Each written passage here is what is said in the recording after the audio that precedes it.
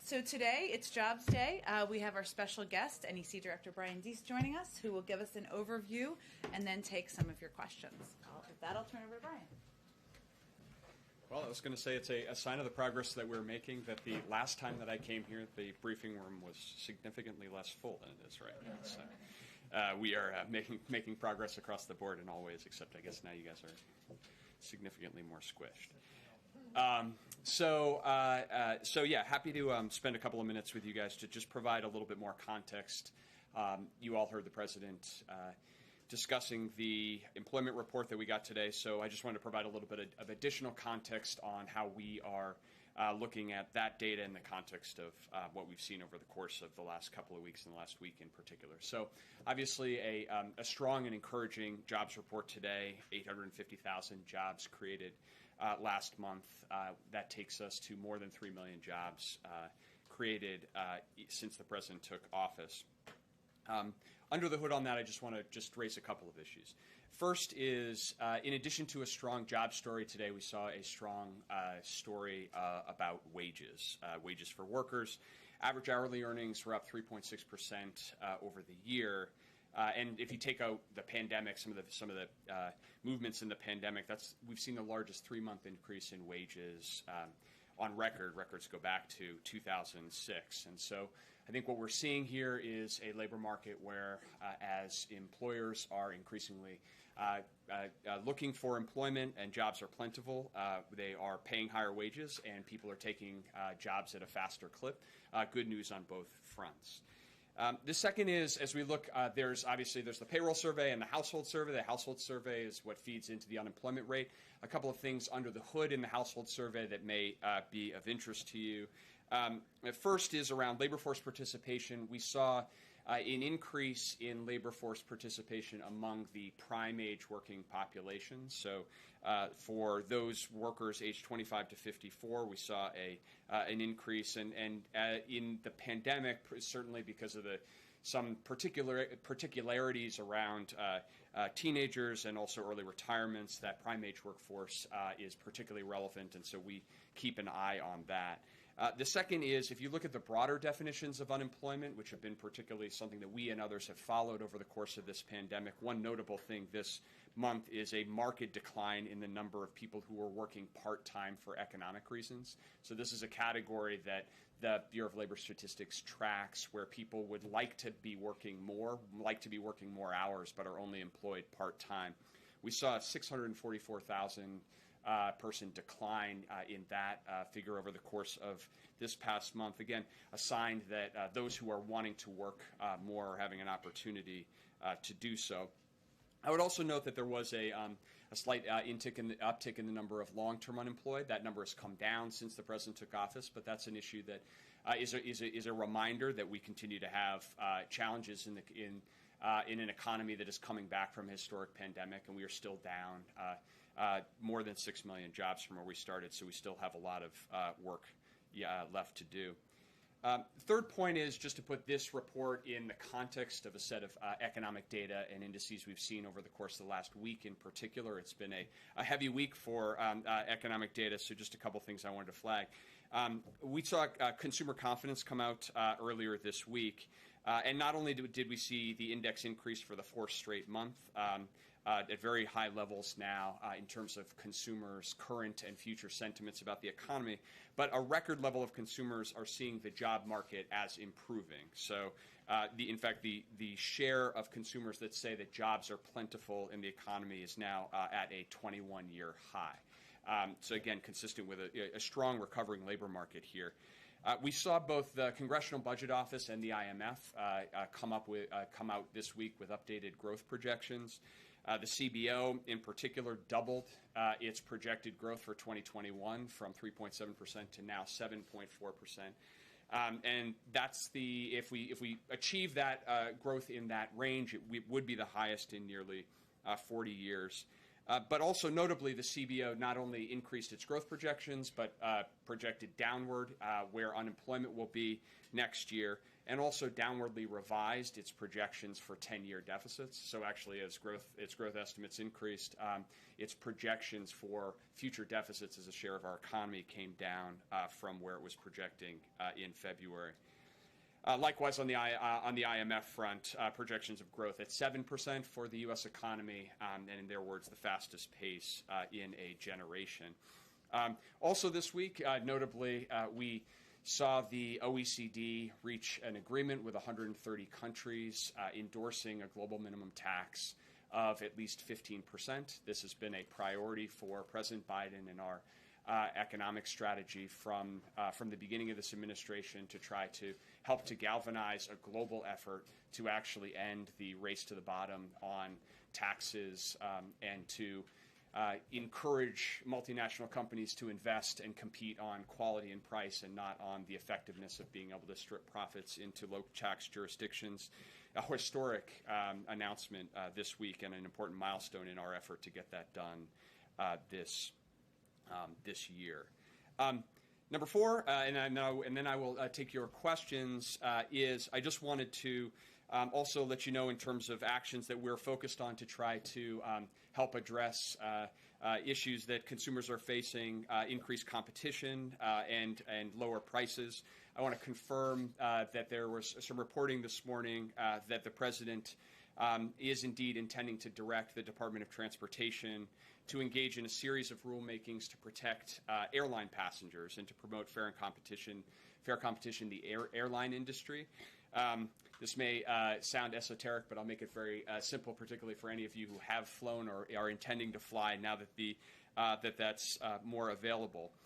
These rulemakings will specifically ensure that if a passenger pays to check a bag, they should get that fee back if the bag doesn't arrive on time.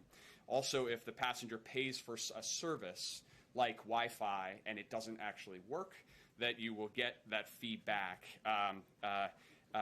quickly. And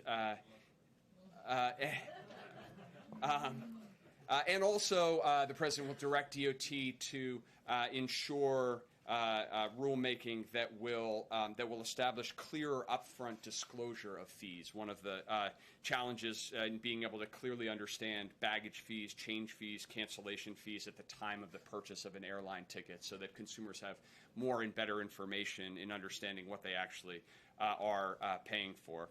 And that this direction will be part of a broader effort that the President will release shortly around driving greater competition in the economy in service of lower prices for American families and higher wages for American workers. So with that, I'm happy to take your questions with one caveat, which you will hear me say every time I come to talk about monthly employment data or anything else, which is every piece of data is uncertain. We don't put too much stock in any 1 month's data. We're looking at longer-term trends, and certainly as we assess the trend over the longer term, we feel like we are seeing a strong and accelerating recovery connected to and driven by the President's economic strategy. So, good news on hiring, but we saw an increase in black unemployment. Unemployment for black men is about 10%, almost double what it is for white men. Do you expect to close this gap? Which policies are going to be the most important for getting that? Well, I'm glad you raised the issue, and certainly it underscores why it's so important to not let up on the strategy that we've been putting in place to drive a strong recovery as fast as we can to get to full employment.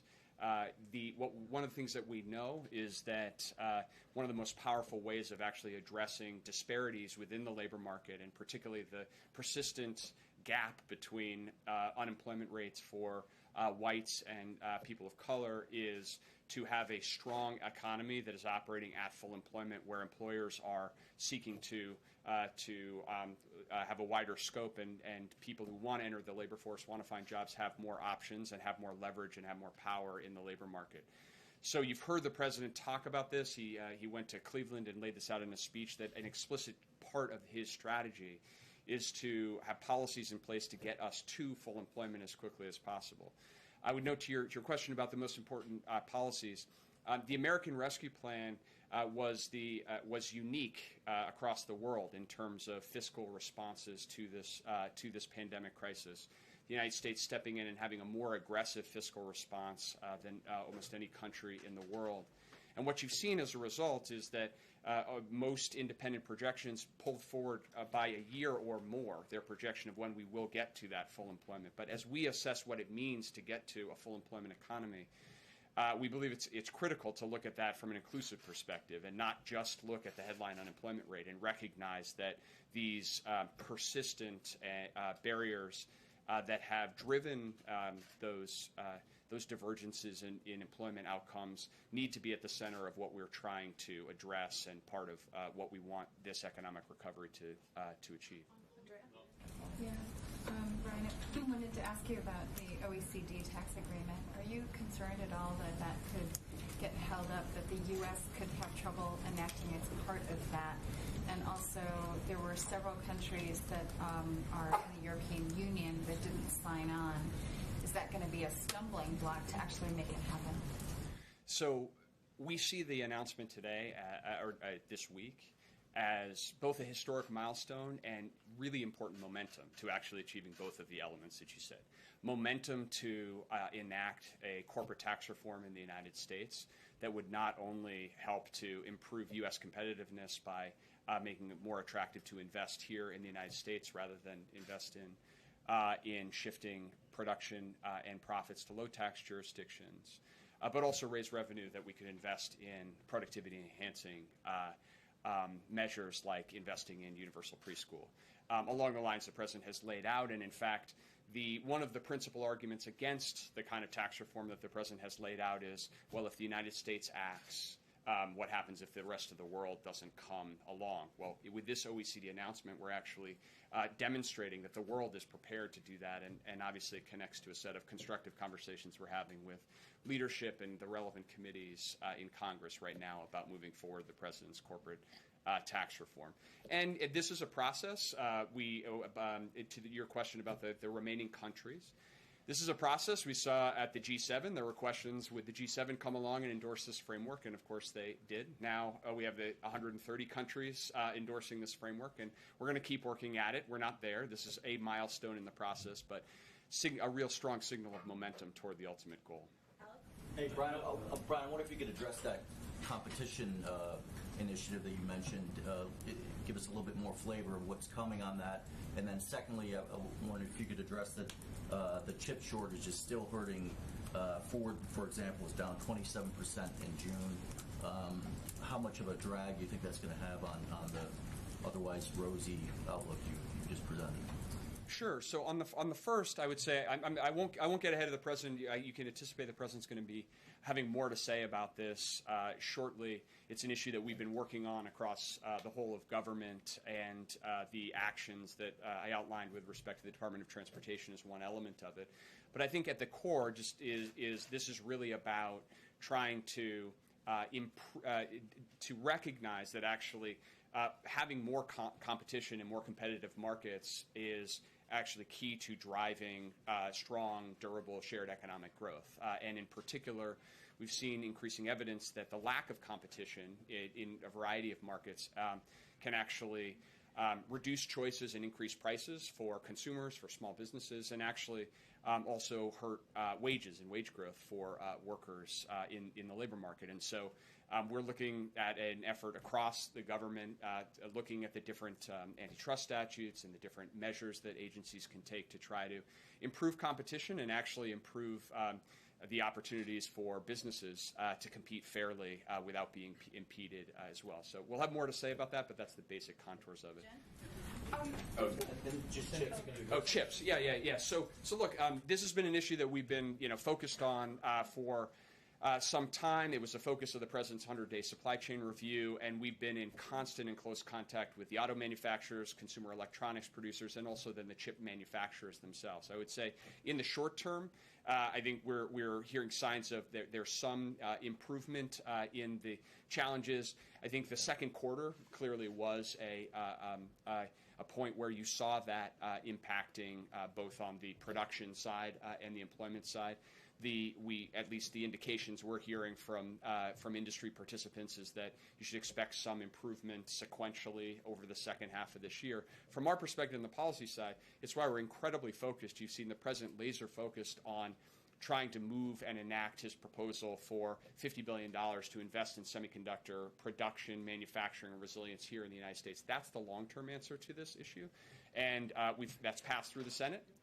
We're now working with the House to try to advance that legislation as well, and we look forward to getting that to the president's desk as soon as possible. Marty? Oh, sorry, Jeff. Sorry.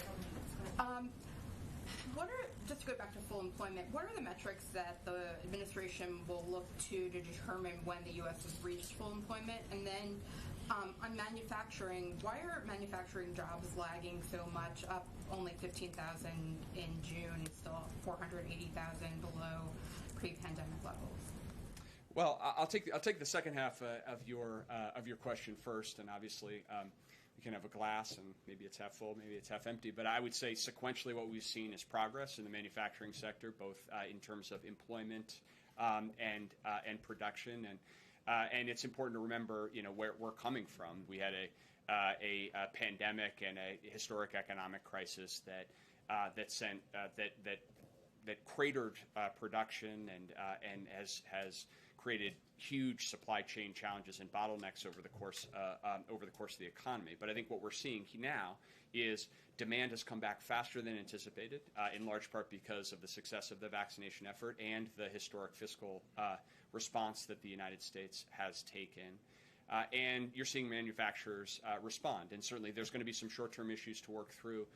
But I think part of the job growth that we saw in June is reflective of the sector's ability to start coming back here. And the first half of your on full employment. So look, our approach is to look at this from an inclusive perspective. Our approach has been to say, what does it mean to actually have an economy that is working for everybody, and where workers who want an opportunity to be full participants in the labor market have that opportunity. That means not only looking underneath the hood of the traditional unemployment rate at the significant discrepancies we've seen historically on racial and ethnic lines, but also on parents and women, and what are the barriers to full participation in this economy. And so you certainly see that from the perspective of the Biden economic strategy to try to invest in the drivers that are actually going to increase labor force participation, increase the productive capacity of the economy by driving inclusive growth, shared growth, the kind of growth that we think will be durable across time. Courtney, this is going to have to be the last one. Go ahead. Right back here. Hi. Hi. I wanted to ask you about infrastructure and ongoing negotiations on the Hill. The House passed its Invest in America Act, I believe it was either last week or this week, and House Transportation Chairman Peter DeFazio has said that he wants the policy in that bill to be how they flesh out the framework that the president agreed on, the bipartisan framework. Is that something that you would agree with? Is the policy in there what you want it look like at the end of the day, or are there certain policies you would want to keep in the final bill?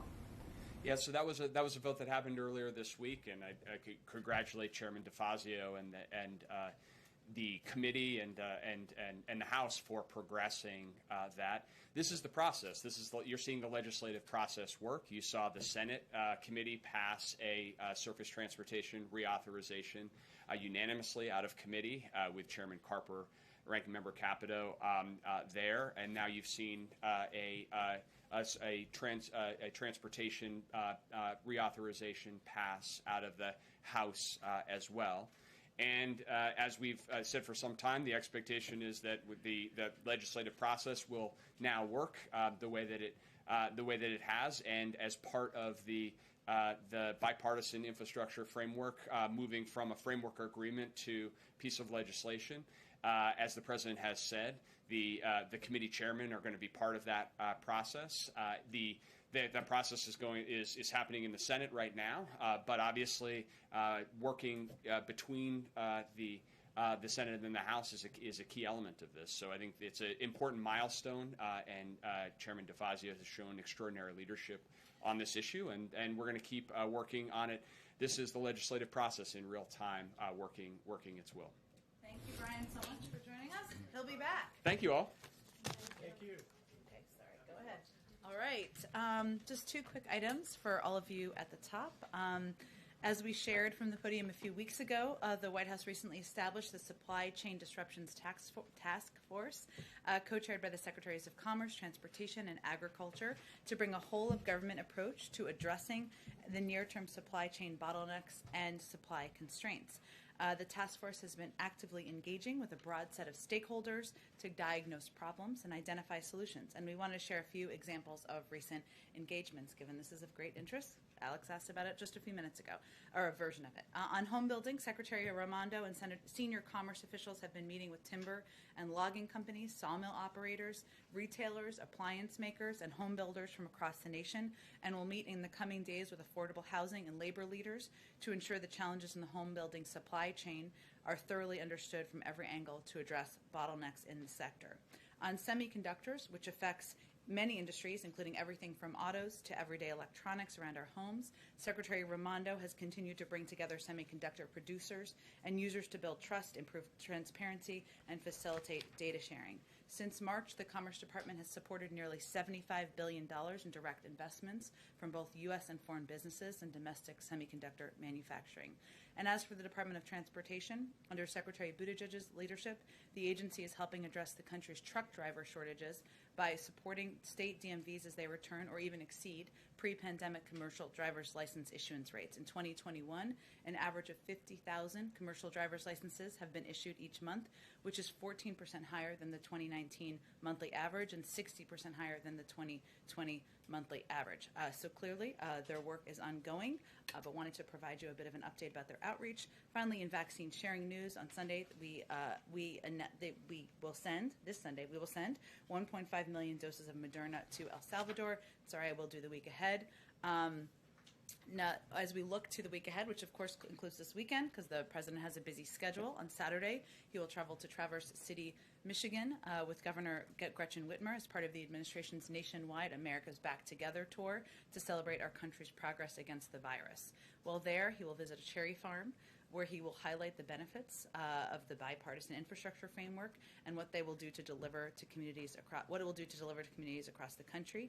After his visit to Traverse City, he will travel to Wilmington, Delaware, where he will remain overnight. On Sunday, the President and the First Lady will return to the White House, where they will host a 4th of July barbecue with essential workers and military families on the South Lawn.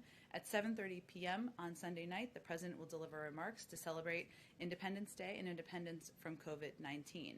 And later that night, the National Mall will be open for the traditional Independence Day fireworks display so friends and family can gather together to celebrate our independence from the virus. On Monday, the President will not have public events. It is a federal holiday, and next week we will have more details, hopefully in the coming days, but he will continue to amplify the benefits of the bipartisan infrastructure framework, the American Families Plan, and again, we'll have more announcements about in the coming days. Last thing, Emily, who many of you know, she's going to get embarrassed, is a part of our amazing press team. She is a spokesperson on economic issues, not an easy thing. So she's here, hasn't been in the briefing room today, so wanted to welcome her here and thank her for all of her work, and also to Chairman Schiff, who let me steal her from him, which I'm very grateful for every day. So just wanted you to all know Emily if you don't already know Emily. Josh, go ahead. Awesome. Josh definitely knows Emily. Yes. Given last night's announcement on holding federal executions, is the president satisfied with the moratorium as it stands, or does he want to go further? And does he believe that Justice Department lawyers should continue to seek the death penalty in cases, or should they hold off? Well, I will first say, Josh, that the president made clear, even during his first conversations with then Judge Garland about the job, that he wanted to see an end to executions. And the announcement that was made today is he's pleased to see that the Attorney General is taking steps forward, which will put a stop to executions at the federal level during this review. And that is what's ongoing, and he feels that's an important step forward in delivering on that discussion. And then secondly, with regard to the president and sexual assault cases, and kind of where they are in the military chain of command. The president stopped short of where Senator Gillibrand is on having independent prosecutors handle felonies that call for more than a year in prison. What is the White House's thinking on kind of the decision relative to that proposal? Well, first I would note that we put out a statement from the president, and let me just highlight some components of that for all of you, because this was an important step forward in his view today. He strongly supports Secretary Austin's announcement that he is accepting the core recommendations put forward by the Independent Review Commission on Military Sexual Assault. He views sexual assault as an abuse of power, an affront to our shared humanity, and sexual assault in the military is doubly damaging, in his view, as it also shreds the unity and cohesion that is essential to a functioning U.S. military and to our national defense. He also noted, and just to answer your question, that he looks forward to working with Congress to implement these necessary reforms. He's grateful for the leadership of Senator Gillibrand, the work of Senator Ernst, Representative Speer, and Representative Mullen, who have worked in strong bipartisan way to move this forward.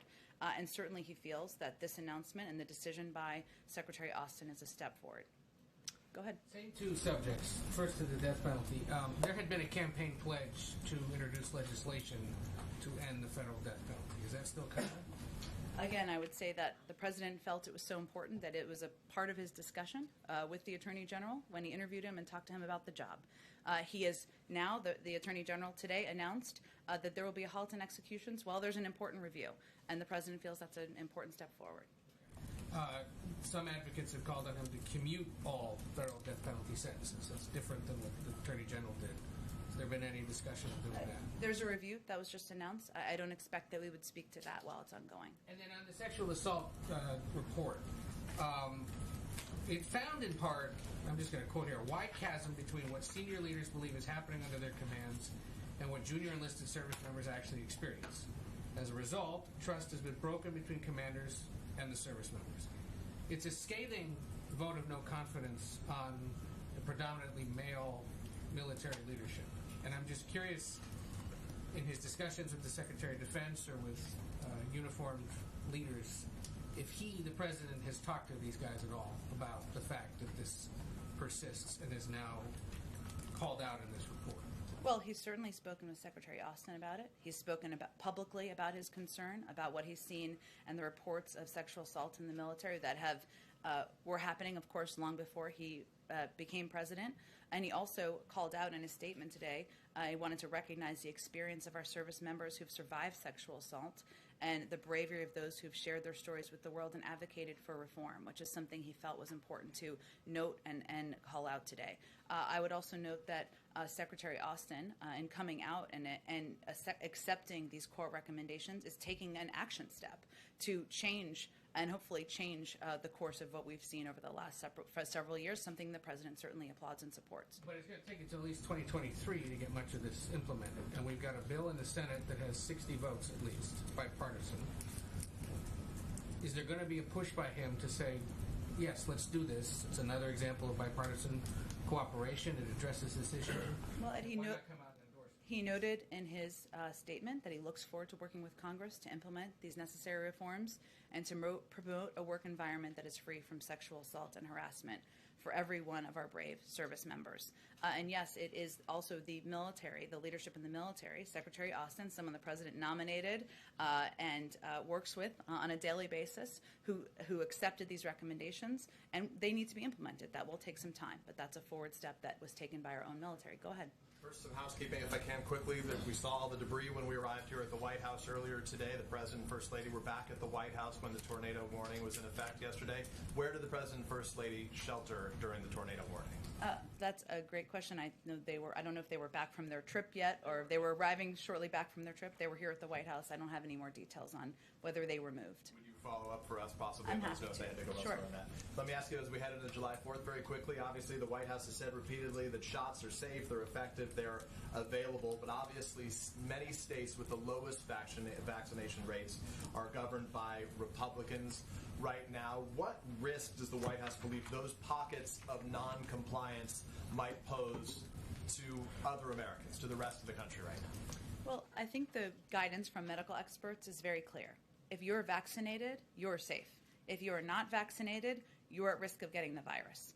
And the Delta variant, the transmissibility of it, which we've seen from medical experts who have made clear that it is far more transmissible, it can be deadly, it can make people incredibly sick, is just a reminder of what risks people are putting on themselves if they don't get vaccinated. And then, so for clarity, though, what risks, to my question, what risks do you think those pockets of noncompliance pose, not just to themselves, but to the rest of the country? I wouldn't look at it as pockets, Peter. I would look at it as individuals in those pockets who are not vaccinated are certainly at a significant risk given the transmissibility of the Delta variant. But you don't think that risk is larger than those individuals? If individuals are vaccinated in those areas, then they are protected. We have also had some news this morning about the effectiveness of J&J, but also we know that Moderna and Pfizer are effective in fighting and protecting individuals from the Delta variant. I'd also note that we announced just yesterday our plans for a surge team, largely in response to the rise of the Delta variant across the country that will include the physical deployment of personnel,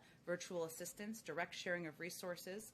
We've already deployed a team to Colorado to collaborate with the local Department of Health in Mesa County, and that's something we will continue to work with communities across the country to implement to address the rising threat of the Delta variant. And given the White House is going to fall shy of its 70% goal for at least one shot in the arms of adults right now, is the White House done setting goals? Will you continue to do that, or do you think that there's no longer effective?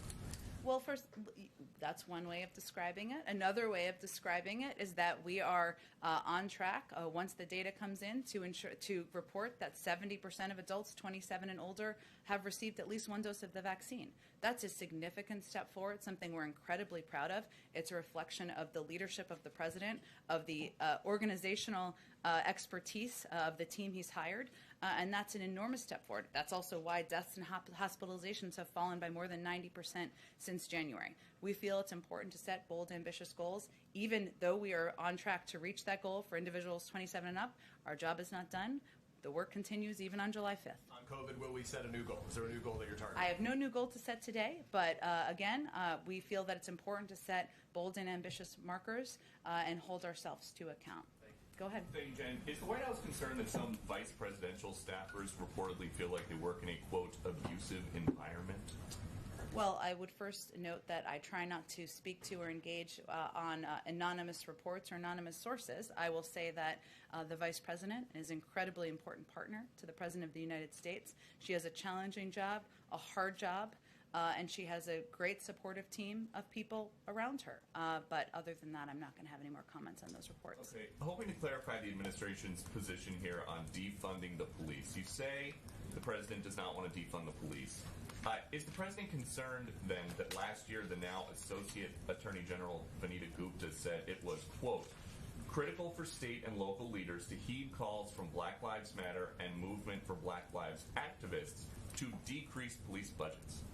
Well, let me first say that as a Fox News report that came about in February quoted, quote, current and former police chiefs in more than 53 cities across the country, as well as the National Fraternal Order of Police, are issuing their support of the nomination of Vanita Gupta, President Biden's nominee for Associate Attorney General, praising her leadership and record and urging the Senate Judiciary Committee to quickly confirm her to the post.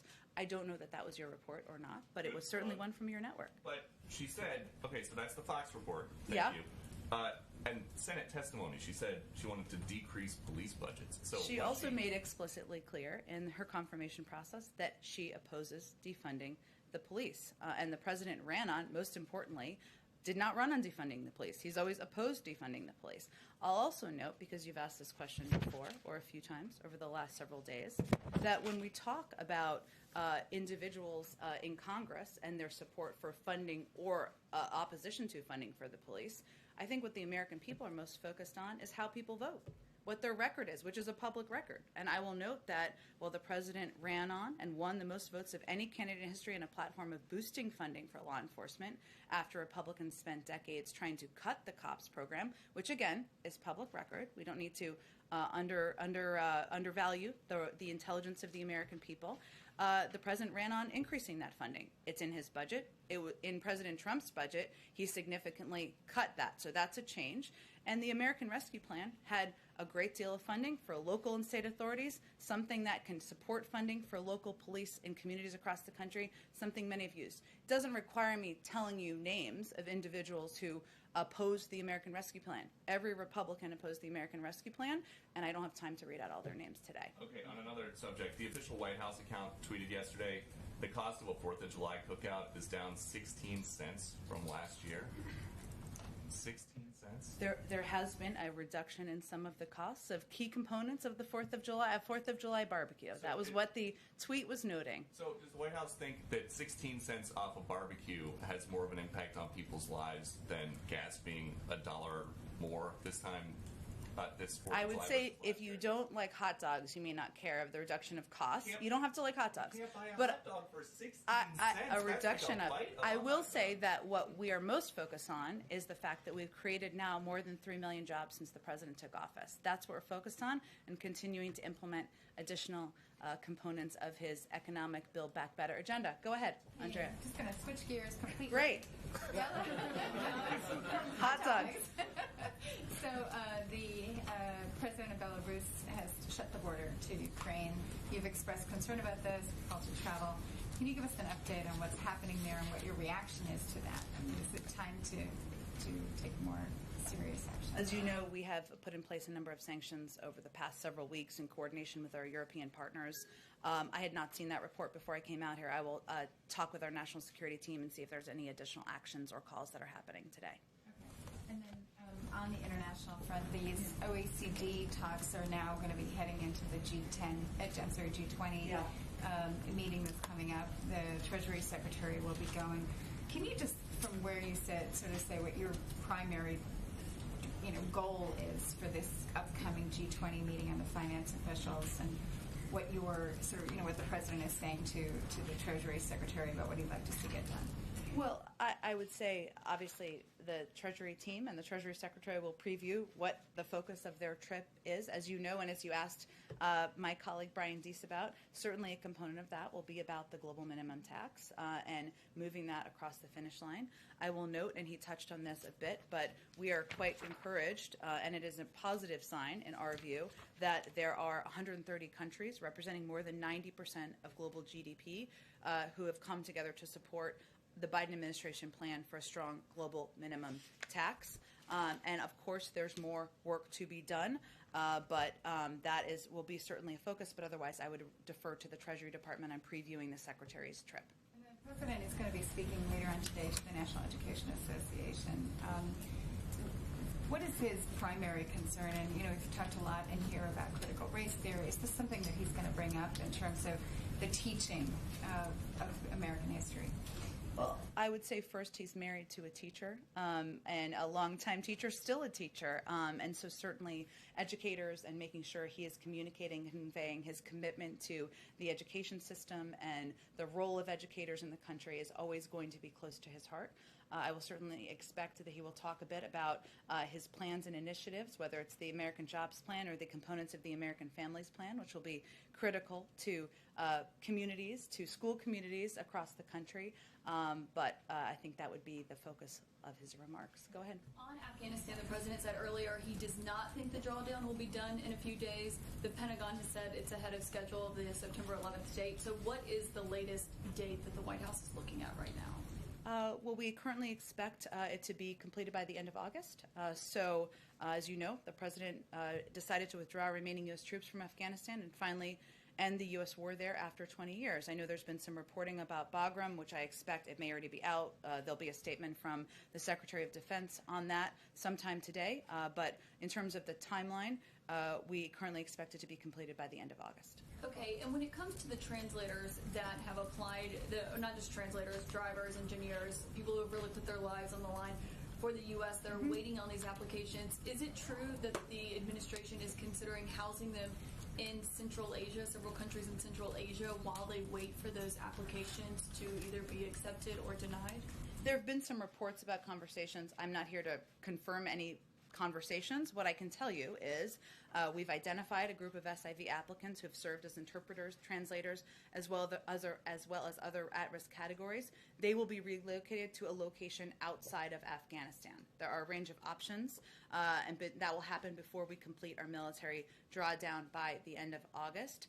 In order to complete their visa application process from there. In terms of locations or numbers, I'm just not going to be able to get into those specifics for security reasons. But you will eventually. And can you explain why the president was citing the July 4th weekend when he was being asked questions about Afghanistan as to why he did not want to answer further questions on that matter? I think what he was trying to convey to all of you is that he is heading into July 4th weekend, a weekend for family, a weekend to celebrate America, and that he was ready to be done answering questions. It wasn't related to Afghanistan. Go ahead.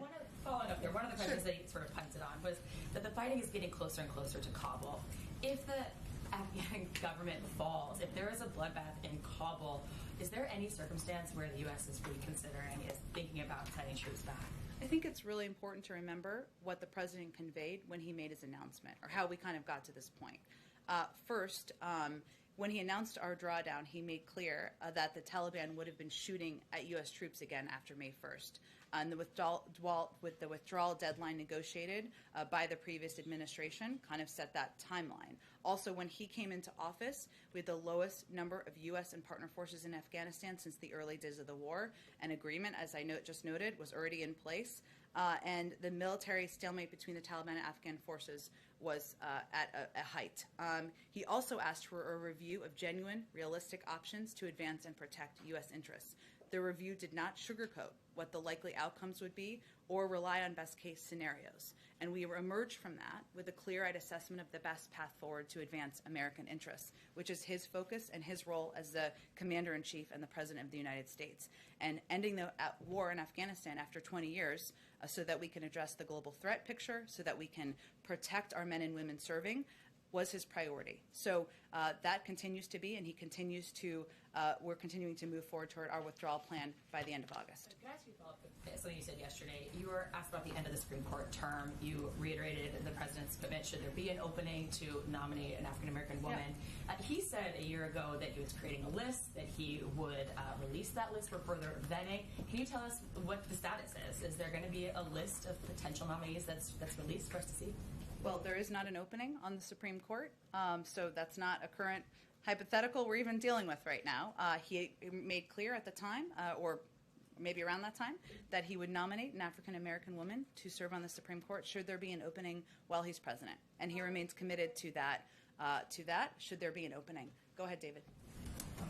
Jen, about a little more than a week ago, the agreement with the Iranians to allow inspections to continue at the main sites expired. And a couple of administration officials, including I think the Secretary of State, had said that it would be a big problem if we lose inspection continuity. So now we're a week out. Is it your understanding that we have no inspection continuity? And tell us how this affects the way the President is hoping that all of this will unwind. How do you actually get to an agreement if you're not sure that things have been diverted along the way? Well, I think we certainly expect there could be challenges on the road to getting an agreement, and we've lived through a version of this before, as have you. I will say that, consistent with what the Secretary of State said, we believe Iran must comply with the IAEA's inspectors, and it must comply with its obligations under its safeguards agreements with the IAEA. We're working with allies and partners to reinforce broad support for the IAEA and the Director General as he and his team carry out their important work. And certainly our message has been from the beginning, but I will reiterate that one of the reasons to move forward and to continue to pursue a diplomatic agreement, to re-engage with our partners, P5+1 partners, and the Iranians, even indirectly, is because we want to have that reliable access and understand and have visibility into what the Iranians are up to and how close they are to acquiring a nuclear weapon. Obviously, we've just concluded the 6th round of talks. Everyone's back at their capitals. I don't have anything to preview for you in terms of a next round, but that certainly is our hope in terms of a next step.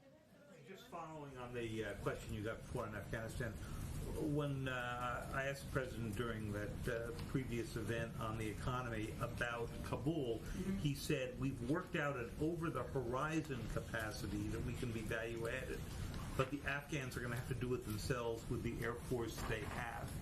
So if we just understand what he said and then your answer before to Caitlin, is he essentially saying if Kabul falls, it is not our primary responsibility at this point, we're happy to go help, but it's completely up to you? He's saying that, as we said in the beginning, he asked for a review and an assessment of what the impact could be of our decision to withdraw troops. We asked them not to sugarcoat that. They didn't. There has been intel assessments that have been out there from our own government. We're certainly aware of those. We have never taken a step back from those, from the podium or from the President of the United States. At the same time, what I think he was conveying during his answer to you, David, is that we will also continue to work collaboratively, as we always have, with a range of countries that share our interest in countering the reemergence of a serious external plotting capability emanating from Afghanistan, should that emerge. We will maintain over-the-horizon capacity, and that is something that will continue, as well as our security assistance to the Afghan National Security Forces. But they will be in the lead, as has always been the plan when we withdraw our troops. Go ahead. Thanks, Jen. Sha'Carri Richardson, the U.S. track star, has been suspended following a positive test for marijuana use. Does the president support that penalty, or does he want to see her be able to represent the United States fully at the Olympic Games this summer? I would say first that this was an independent decision made by the U.S. Anti-Doping Agency and not a decision that would be made by the U.S. government, as is appropriate. And we will certainly leave them the space and room to make their decisions about anti-doping policies that need to be implemented. I will also note that Sha'Carri Richardson is an inspiring young woman who has gone through a lot personally. And I think and she also happens to be one of the fastest women in the world. And that's an important part of this story as well. So this is an independent decision by the U.S. Anti-Doping Agency, but I also felt it was important to note who she is and her history. Can I ask a follow-up on Afghanistan? When it comes to the vulnerable Afghan employees we're talking about that could be moved to other countries, what assurances does the administration have to them that they can be moved safely, that these visa applicants can be moved safely? I mean, isn't there a target now on their backs now that the Taliban knows that they're potentially going to be moved? Well, Sean, I think one of the reasons that I'm not going to get into security details about what third country they might go to and how many is exactly for that reason. But certainly our timeline is to relocate these individuals to a location outside of Afghanistan before we complete our military drawdown. I'd also note that we will continue even after we have our military drawdown with a presence in Kabul, a diplomatic presence as well on the ground there. But certainly that's the goal of our timeline and the reason I'm not getting into more specific details. Go ahead, Asma. Two quick questions on voting rights. One is actually a logistical question. Sure. He said yesterday that he intends to kind of tour around and go and speak on this issue. Will he give remarks next week? Can we get any guidance on where he might go? Sure. He is eager to do that, as is evident by his mentioning it to you all yesterday and over the last couple of weeks. And I think, as you would note, hopefully, in his statement yesterday, he is profoundly disappointed by the Supreme Court's decision. It's just a reminder of how important it is to move forward on federal legislation, how important it is to, and urgent it is, that Congress restore the Voting Rights Act. And it's a reminder of what the stakes are here, which is that our democracy is on the line. We, as I noted in the beginning, we are still working out and finalizing details for next week, so I just don't have anything to preview in terms of travel or the focus of his travel at this point in time. Another related question, which was actually on the remarks he gave yesterday about the Arizona voting decision. I just wanted to clarify something. So I'm going to quote, he said, "It is mildly positive in the sense that there's a remedy available based on the particular voting decision." And candid, I was just confused what he was talking about with mildly positive. I'd have to look more closely at the specific statement. I think that the president views this issue broadly as one where we need to continue to use every lever at our disposal, whether that is actions taken by the Department of Justice that the Attorney General has already announced some of in the last few weeks, or it is efforts that we have underway, led by our Vice President, to engage with civil rights groups, state legislators, and the American people to push back on anti-voter laws at the state level. But that's broadly what his view is, and I think what he was trying to project in this statement. Go ahead, Jen. OPEC Plus has been stuck in talks around raising oil production to ease prices. Is the White House concerned about high oil prices, and has the president or anybody in the administration been in touch with allies who are involved in OPEC to talk about this? And then somewhat relatedly, on gas prices being high in the U.S. At peak travel time, probably even more so because of kind of the pandemic getting better. Are you concerned about that for Americans at a time when it does seem like there are a lot of economic data points working in your favor, that this one that Americans really do feel day in, day out, it is not, in a great position? Sure. Well, generally first say that there are, of course, we have seen an increase in the price of oil, as anyone has seen, as they've seen, as who watches data. It will be, of course, a topic of discussion, as you noted, when OPEC meets over the coming days. I'm not in a position to speak to those conversations from here. I can say that currently we expect there is enough spare oil production capacity globally, and as you know, because of the restart of global economy and resumption of normal consumer activity, there is some impact on oil market conditions. On your second part of your question on the impact of individuals and consumers, absolutely. I mean, that's one of the core reasons why the president was opposed to a gas tax and was opposed to any tax on travel or vehicle mileage, because he felt that would fall on the backs of Americans who were returning to their workplaces, who were driving their kids to school, and that was a bottom line or a red line for him in the negotiations. As you know well, the price of gas is often linked, of course, to oil prices. That will, again, be a topic of discussion over the coming days, but I don't have anything to preview on that front. Go ahead. Thanks, Jen. On the subject of infrastructure, there are a number of Republicans on the Hill who have raised concerns about the idea of giving the IRS $40 billion to basically crack down on tax cheats. They've cited a lot of concerns, one of which is that they think that this raises the possibility of abuse by the IRS. I'm just wondering what the administration's response to that is, and also how pivotal is this IRS component to paying for the president's infrastructure plan? Well, first, I think it's a key pay for, and one that was agreed to by a bipartisan group who negotiated the deal. And for clarity, what it actually would do is ensure that the IRS has the support, the staffing, and the resources needed to ensure the wealthiest Americans are paying what they owe. That's exactly what it would do. We have some estimates of what that would raise in terms of pay-fors. Those are actually quite conservative when you look at what many economists suggest across the board. But it is a paid-for that was agreed to, and one that does not violate what was a red line for many Republicans, which was in these bipartisan negotiations doing anything to change the 2017 tax law. We will, of course, go to that when we go to reconciliation, but that was a red line as it related to these negotiations. Go ahead. Jen, we saw that the president was exasperated this morning when he was asked several questions about Afghanistan and Bagram. Bear with me for a second, but 20 years ago, we were a nation full of people. Most Americans were gung-ho, full of patriotism to go get those people who had attacked our country in 2001. 20 years on now, we seem to be average Americans are just shrugging their shoulders at the fate of Afghanistan. They may have Afghanistan fatigue. Does the president feel that way? Does he have Afghanistan fatigue? And does he sense that in the American people? First, I would say that the president has long felt, as many Americans have, and many leaders have, that the war in Afghanistan was not one that could be won militarily. That's why we have supported diplomatic negotiations and discussions, and we will continue to be engaged in those moving forward. And again, we'll continue to have a diplomatic presence on the ground, even after we bring our men and women home. As Commander-in-Chief, you have to make decisions about how to protect the men and women serving. When the May 1st deadline was set, that provided us a timeline in which the president had to make a decision about bringing our men and women home or beginning that process so that they did not risk greater threats on the ground. He went through an entire review and assessment by his national security team to jump to that conclusion. And I will also reiterate that we will continue to provide security assistance, humanitarian assistance, and be partners to the government of Afghanistan in the months ahead, as is evident by the fact that he hosted leaders here just last Friday. Fatigue. Does he feel that way, do you think?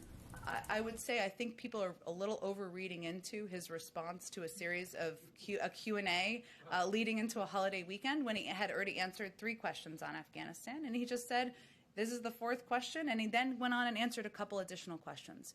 The President could not be more proud of the men and women serving who have served over the last 20 years, and he is going to use every opportunity he can to thank them for their service, thank the families of those fallen service members who served proudly and bravely in Afghanistan. But this was a decision he made because he felt it was in the best interest of our national security in the United States. Thanks, go ahead. Oh, okay. I think you guys have to gather. Okay, go ahead. You go last one. All right, thank you, Jen.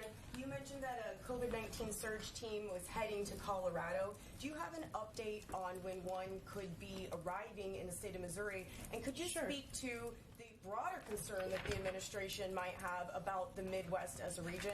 And then I do have one other question after that. Sure. Let me see if I have. I think I have.